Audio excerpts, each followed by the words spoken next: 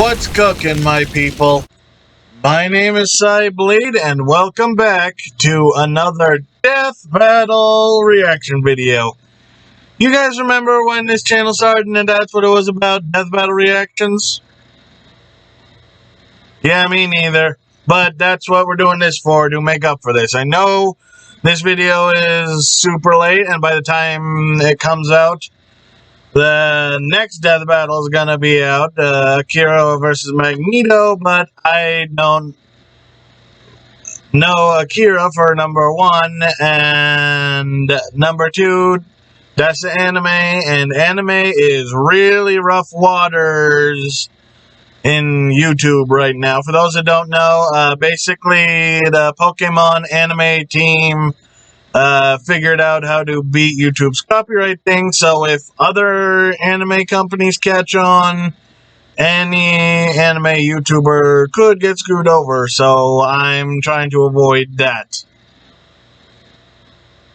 But on to Omni-Man versus Homelander. I have a buddy who is very into both series, into all stuff, comics and everything, and Death Battle in general, and he's told me this is one of the biggest stomps in Death Battle history, and that's saying something. There have been quite a few of them, sadly, with some of my more favorite characters. But we'll have to wait and see. But before we get into this, be sure, to watch the original Death Battle on either Rooster Teeth website or YouTube, if you haven't already. Like I said, this video is a week old. If you haven't, what are you doing? And also, be sure to like this video and subscribe for hopefully more of these videos to come in the future, and more importantly, to my gaming channel, so hopefully I'll be able to one day monetize on there and improve your viewing experience, so maybe I can do like other bigger YouTubers and have, you know, my little camera up in the corner or something while the video is big for the rest of the screen, or vice versa. And yeah, hopefully we want to do this cutting back and forth thing that I'm doing right now. But either way, without further ado, let's get into this, shall we?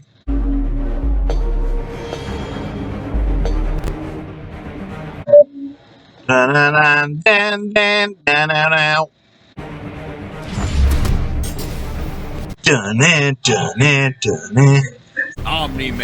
the invincible champion from planet Viltrum. Homelander, the world's greatest superhero, brought to you by Bot International. Few heroes have stood the test of time with more aplomb than the very first, Superman. But what if absolute power did, in fact, corrupt absolutely? Answer, we're all screwed. Pretty much. He's Wiz and I'm Boomstick. And it's our job to analyze their weapons, armor, and skills to find out who would win a death battle. Oh, gonna be hand-drawn? This is gonna be good. Very impressive anytime they can get those done, because hand-drawing stuff takes a while, and they're on a deadline, so... Look, up in the sky. It's a bird. It's a plane. No, it's Omni-Man. Had you going there for a second, huh? Not really. His name is in the title of the video. Well, you might be forgiven for mistaking Nolan Grayson for his classic comic inspiration. He's even got that sexy mustache that he's not afraid to hide with terrible CGI. Born on the planet Viltrum, Nolan was sent to Earth to act as its super-powered alien defender and spread the enlightenment of his utopian homeworld. Over 1,000 years old, wow. Really wants his son to think I like that. Yeah, I haven't seen the shows, but I have seen the memes. And as his superhero alter ego Omni-Man, there was no one better suited to the task. He saved the world countless times, worked alongside the Guardians of the Globe, and even married and had a son, Mark. Life couldn't be better, until Mark inherited his dad's Viltrumite powers. That's when Mark found out that his dad was a stinking rat bastard liar. Surprise! Happy birthday! Was it his birthday when he got his powers? I don't know. Turns out, Viltrum wasn't exactly the peaceful utopia Nolan promised. Peaceful in the sense that they culled half their population, murdering billions with their bare hands until only the strongest were left. Hey, I think they might have something. They might be on something there. I think we could do with 2 or 5 billion less people on the planet. And yes, that's counting. I'd be counted among those. I'm not saying I deserve to be here more than 5 billion other people.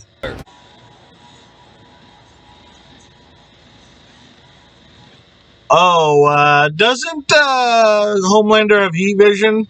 That could be a problem. And because of their abilities, their inner ear vestibular system is far more sensitive than a regular human's. Intense sonic pressure will disrupt their fragile equilibrium and even prevent them from flying. Oh man, high-pitched sounds are really loud sounds are the worst. Like I think, like not saying I have superhuman hearing or anything, but I think my ears are on the more sensitive side. Like I really don't like high-pitched noises or very loud noises. Though pushing themselves to their physical limits only ends up making them way stronger. And considering Nolan has been alive and planet conquering for thousands of years, he's easily one of the toughest Viltrumites around. Like, other aliens attacking him will literally splatter their bodies against him. But Mark didn't inherit everything from his dad. Despite his alien genes, Mark was raised as a human with our weak, pathetic human values like love and compassion and not brutally murdering the shit out of everyone you see like a maniac. I think that last one is kind of an important value. Really made it difficult for Nolan to relate to his kid. Such as when these aliens invaded Earth. Mark tried his best to minimize casualties and outsmart his numerically superior foes. Nolan, meanwhile, tackled their leader through the portal back to their homeworld, then spent some time systematically annihilating their planet for even daring to take Earth from him. Classic generational divide. Yeah, that's a bit more what I'd be trying to do. Annihilate is underselling it. Nolan flew so fast that his body lit their planet's atmosphere on fire, creating massive country-sized explosions, with his own body as the projectile. Omni-Man has flown across galaxies in only a week, survived punching a hole through a planet, and even deflected a meteor the size of Texas. Assuming that means the diameter of the meteor is equivalent to the distance from the top of the Panhandle to the Gulf of Mexico, that would make it 1,300 kilometers wide. Man, they really go into the numbers on this. Well, I guess that's why, people believe them as much as they do. If they just BS this stuff, it wouldn't be nearly as entertaining. And weigh over 4.6 quintillion tons, moving at re-entry speeds of over 11,000 meters per second, it'd hit with enough energy to destroy the moon twice over. How is Homelander supposed to win this again? So Omni-Man is strong enough to slaughter those who considered him an ally, the Guardians of the Globe, all to ensure as seamless a transition to the coming Viltrumite rule as possible. Too bad for Nolan, it wouldn't be that easy, because he'd have to go through his son first. He did that quite soundly, if I remember. Like, yeah, I've seen that clip. That beatdown was brutal. Mark was horrified by his father's treachery, spurred on by the reveal that Nolan only viewed his mother as a pet, a disposable broodmare. Invincible fought Omni-Man to save the planet. It didn't go well. And that's when Mark's real Viltrumite training began. Get it? Training? Like the train? Yes, we get it. It was a good pun. Jesus. If incredibly insensitive, look at all those people getting splattered. But if anything, it was Omni-Man that learned a lesson about humanity that day. He may have tried to turn Mark into a Viltrumite, but in reality, as Nolan fled Earth with tears in his eyes, Mark made his father human. Oh, that's kind of poetic, actually. Welcome to Vought International, a multi-billion-dollar American conglomerate whose #1 products are the greatest superheroes on the face of the earth. That's right, superheroes are real and they're big business. Imagine a company that possesses a monopoly on popular culture, pumping out movies, TV shows, action figures, and video games constantly, drowning the masses in a slurry of focus-tested nostalgia opium with no end in sight. Yeah, imagine. Oh, yeah, that is... I could never think of a company like that. Certainly not accompanied, certainly not like Yen Sid spelled backwards. Within Vought's pantheon of gods among men is their premier super team, the Seven, and its leader, Homelander. And Homelander, I guess Captain America was taken. Or why not just Murica Man? Actually, I could see that being a thing. Right now, what is it? On June 5th, 2022, Murica Man, trademark Psyblade, little TM, little C in the circle. That's mine. No one can have it. Unless they're willing to pay the rights for it. I'll gladly sign them away for a solid mill. He's got the looks, the charm, the Jesus, and most importantly, he's got the power to slaughter all of America's enemies at home and abroad. Oh my God!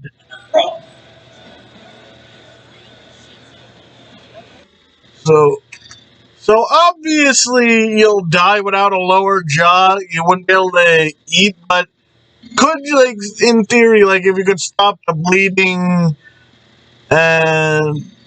would someone be able to, like, survive to get, like, a new lower jaw attachment like Raiden in Metal Gear Rising or Vengeance? This guy probably eats freedom and shits eagles. But Homelander's squeaky clean corporate sheen is only skin deep. Far from the big blue Boy Scout he's marketed as, Homelander is probably the closest thing to Lucifer on Earth. Remember Bad Future Biff from Back to the Future? Now give him superpowers and media training. But official story is that Homelander was an alien who landed here as a baby, a tale we're all familiar with. And one that's total bullshit. Homie was made in a lab with Vought's proprietary super soldier serum, Compound V. And he was a complete success. Too much of a success. He was murdering rooms of terrified scientists before his umbilical cord was even cut. In the comics, Vought had to keep a remote-controlled hydrogen bomb strapped to him at all times because they had no idea what else could possibly kill him. You'd think we'd learn by now. Anytime anyone, even like aliens, try to develop a super soldier in a lab, like, Captain America was one thing. He was already a man who was made and was his own person. But anytime we try to make a person from scratch, it does not go well. As he grew up, he was subjected to psychological conditioning to make him the greatest and most profitable hero of all time. It wasn't long before he debuted as Homelander, the ultimate defender of the American dream. Homelander possesses massively superhuman strength, speed, and durability. He can fly at hypersonic speeds, see through walls with X-ray vision, and detect a person's emotional state from just the sound of their heartbeat. But you know you're done for when he breaks out his heat vision, which is strong enough to slice through crowds of people or split airplanes in half. Oh my God! Why would he do any of that? Isn't he supposed to be a superhero? Isn't his image supposed to be everything? Or screams so loud that it shatters the eardrums of anyone around him. Those are innocent bystanders whose ears are exploding, by the way. Oh yeah, he totally botched this mission to stop a plane hijacking, so he forced each and everyone on board to die in the resulting crash so they wouldn't reveal his incompetence. What a dick! Well, Homelander's powers may be real, but his heroism is a charade. Though he plays his part well, he cares nothing for the peons he's forced to protect. The only thing he treasures is, ironically, his public image. Once again, isn't that why he shouldn't be mowing down crowds of people with his heat vision? Turns out being raised as a lab experiment doesn't create a healthy person. But don't worry, he eventually cleaned up his act and started a totally 100% healthy sexual relationship with a fellow superhero who just happened to be an actual Nazi. Why? Speaking of sex, Wiz, you know how I'm always saying we should figure out how Superman and Lois get busy? Well, forget that, because Homelander proved that they can't when his ejaculation blew his partner to smithereens. Who drew that?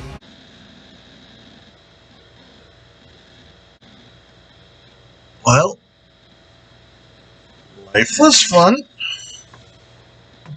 Look, there's no way to sugarcoat this. Considering a human's load has much less mass than a shotgun pellet, it would have to be moving significantly faster to achieve the same kinetic energy, over 1,500 meters per second, or 4.5 times faster than sound. That's right, Homelander can bust a nut faster than the speed of sound. Well, good night, everybody. Ooh, kinda sucks for humanity that they made this dude the most powerful being on the planet and a psycho murderer. That's no exaggeration. Stillwell even commented that Homelander has proven immune to every weapon known to mankind, no matter how powerful. Humanity literally lacks the ability to kill him. Yeah, once again, you think if you're making something in a lab, give it a specific weakness. I mean, at least something that you can maybe just personally keep your hands on. Maybe a compound D or F or something. Or compound E. I think that'd be the fifth letter. Yeah. So, like an anti-compound V. Just saying. That'd include nuclear weapons as powerful as the Tsar bomb, which exploded with the energy of 50 megatons of TNT. Actually, it could have exploded with twice that, but the Soviets who created it were afraid it would irreversibly alter Earth's biosphere and end the world. That's right, we all almost died. Well, that's terrifying. And that's the kind of shit Homelander can shrug off no problem. He's strong enough to throw a jet with one hand and fast enough to outspeed a C4 explosion. Despite being an emotionally stunted man-child, Homelander is still surprisingly cunning and able to manipulate those around him. Though it probably wasn't too smart to piss off the world's angriest limey, Billy Butcher. Yeah, turns out forcibly fathering a bastard son with someone else's wife is not a good idea. Of note, as unjustifiable as it is, to Homelander, this gave him something he never had before. Some small measure of control over his own life. Being born Font's star pupil meant he was under their thumb from the day he was born. His superpowered son was the first thing that was truly his and might be his best option for a new beginning. Or not. This is probably obvious, but don't push children off a roof. That's not advisable.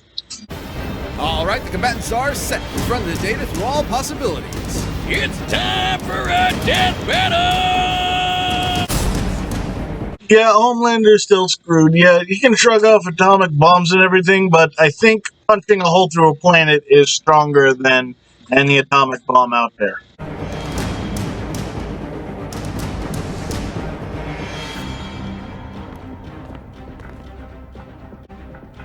Howdy, neighbor.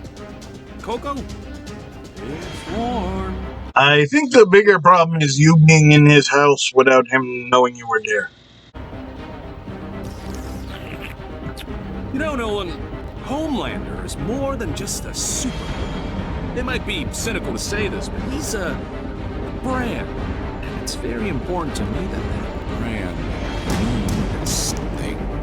If I'm playing second fiddle to some goddamn alien, what's really the point, right? What do you think, Debbie? Oh, that's not good. Aw, she's shy. So, do we have an understanding? Get the fuck out of my country. I'm going to feed you your own heart. That's an awesome line. Shit. That was a great line.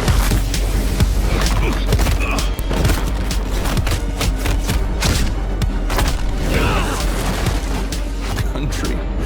Seriously? I'm not here for your country.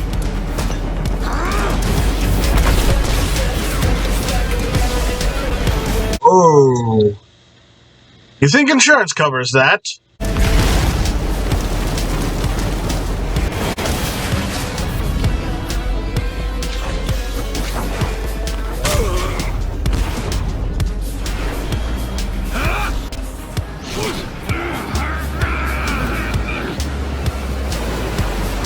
Oh boy. I mean, considering the fact he, once again, he shakes off nukes, would that a plane hitting him really even hurt that much?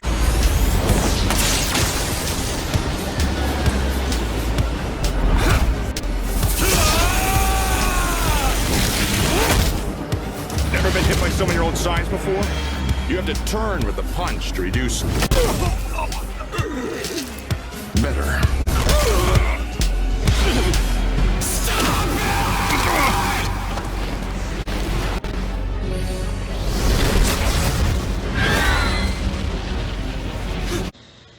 Well, they're very, very dead. That's probably not great for your public image, eh, homie?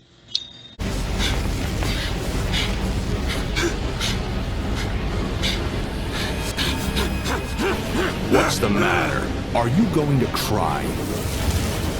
You know, anytime someone just emerges from a wall of fire like that, you are screwed. Doctor, I'm done with you! I'm gonna flash for that little shit son of yours! This worthless neighborhood! And every goddamn person you know! That's karma for the other woman you ripped a jaw off of.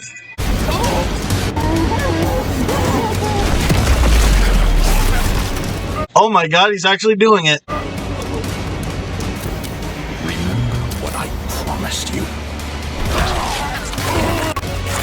Now swallow. Oh, that is so scary. Holy crap. And why are these people just standing there? Did they not see the other people that got vaporized when they crashed into the ground? Well, oh no, they got vaporized. You wouldn't see them. Still. Seriously, why do people insist on sticking around when superheroes are duking it out? If I see that level of destruction, I am heading for the hills. Merry Christmas. Yeah, I'm sure that is compensation for all the damage to the street and the houses and the people that got vaporized. Just a Merry Christmas from Omni-Man. Everything's right with the world. Whiz, if there's a god, it sure seems like he was working out some aggression there. Despite Homelander's dominance within the world of the boys, he's a big fish in a small pond, relatively speaking. Yeah, my buddy, who's, like I said, a fan of all this stuff, told me that Homelander is a character that either stomps or gets stomped. There's, like, no in-between. Or did he say that about Omni-Man? I guess it probably applies to both of them. Homelander can move faster than sound, while Omni-Man can move faster than light. Homelander can survive a nuke, while Omni-Man can shatter the moon twice over. To be fair, Homelander did have a couple of abilities Omni-Man didn't, like his heat vision. And while Viltrumite healing factors have failed against continuous exposure to the heat of stars, that still took quite a bit of time, and there's no reason to think Homelander's heat vision was anywhere near that hot. Hell, Nolan's tanked heat vision from the superhero Mean Supreme before, who can vaporize people in an instant. Even if it was hot enough, Omni-Man's superior speed would cut him off before he could do any lasting damage. Similarly, despite being able to disrupt his equilibrium with his supersonic screaming, Homelander wasn't strong enough to capitalize on it in any meaningful way. Plus, while Homelander is pretty devious when the situation calls for it, Omni-Man has been fighting and conquering worlds for thousands of years. He comes from a warrior culture based on fighting. Homelander, on the other hand, comes from a test tube and never had to push himself as a fighter because he was always so much stronger than everyone else. And that's the key difference between them. One is a warrior, and the other is a bully. Homelander was never going to give up easy, but Omni-Man's skill, power, and Viltrumite heritage earned him the win. When it comes to Superman knockoffs, Homelander had to eat his heart out. Very clever. The winner is Omni-Man. Good job, Nolan. Well, that was quite the fight. Very entertaining. And once again, a complete stomp. Like, that was gotta be one of the shortest fights in Death Battle history, but definitely one of the more entertaining. I definitely enjoyed it, and Load. yeah, that. But I don't know. What do you guys think? Did you enjoy the fight? What parts did you like? What parts did you dislike? Did anything catch you off guard? Like, again, Homelander? Load. Yeah. Let me know down in the comment below, and let me know if there's anything like you guys would personally recommend for me to react to. But for now, thank you all so much for watching. If you like this one, see more, go ahead, slash that subscribe button. You like this video, give a quick cut to the like button.